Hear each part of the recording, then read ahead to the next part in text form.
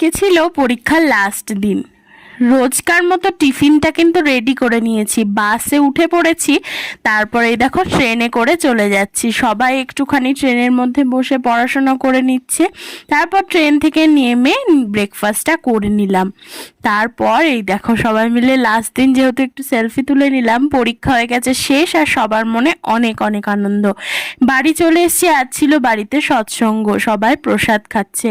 আর এই দেখো আমার ঠাকুরকে কত সুন্দর করে সবাই সাজানো হয়েছে। আমি যেহেতু ছিলাম না, খুবই মিস করছিলাম সব কিছু।